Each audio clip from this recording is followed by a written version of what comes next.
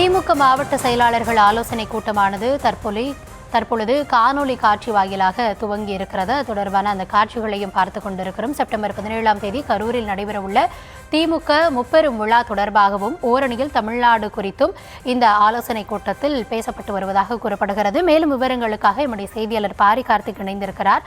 பாரி, கூடுதல் விவரங்களை வழங்கலாம். வணக்கம். தமிழ்நாடு முதலமைச்சர் திரு மு.க. ஸ்டாலின் அவர்கள் தலைமையில் தற்போது திமுகவினுடைய மாவட்ட செயலாளர் கூட்டம் நடைபெற்று வருகிறது. முதலமைச்சர் அவர்கள் முகாம் அலுவலகத்திலிருந்து காணொலி காட்சியின் வாயிலாக இந்த கூட்டத்தில் பங்கேற்று வருகிறார். திமுகவில் இருக்கக்கூடிய அமைப்பு மாவட்டங்களாக இருக்கக்கூடிய 76 மாவட்டங்களை சேர்ந்த மாவட்ட செயலர்கள் இந்த கூட்டத்தில் பங்கேற்று வருகிறார்கள். இந்த கூட்டத்தை பொறுத்தவரைக்கும் வருகின்ற 17ஆம் தேதி திமுகவினுடைய முப்பெரும் விழா நடைபெறுகிறது.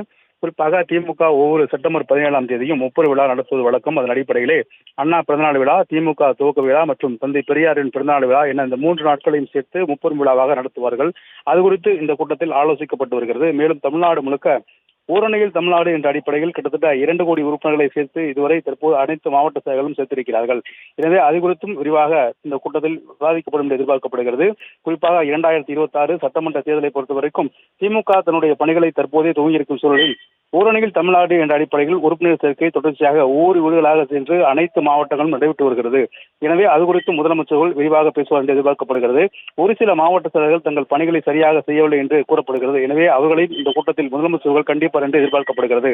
மேலும் தொடர்ச்சியாக வருகின்ற தேர்தலை பொறுத்த வரைக்கும் அனைத்து இடங்களிலும் பொதுமக்களை சந்தித்து மக்களுடைய தேவைகளை இருந்து அவர்களுக்கு உடனடியாக பணியாற்றி தர வேண்டும் என்றும் முதலமைச்சர்கள் உத்தரவிட்டிருக்கிறார். அது மட்டுமல்லாமல் மேலும் தொடர்ச்சியாக பொதுமக்களை சந்தித்து அரசனுடைய திட்டங்களை கொண்டு செல்ல வேண்டும் என்றும் ஏற்கனவே உத்தரவிட்டிருந்தார்.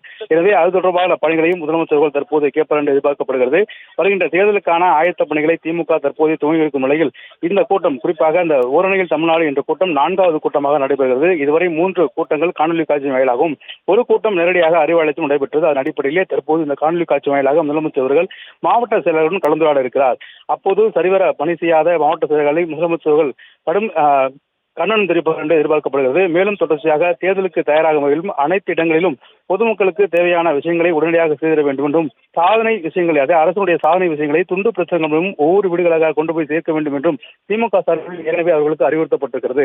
எனவே அது தொடர்பாகவும் முதலமைச்சர்கள் இந்த கூட்டத்தில் விரிவாக பேசுவார் என்று எதிர்பார்க்கப்படுகிறது. விவரங்களுக்கு நன்றி பாரி.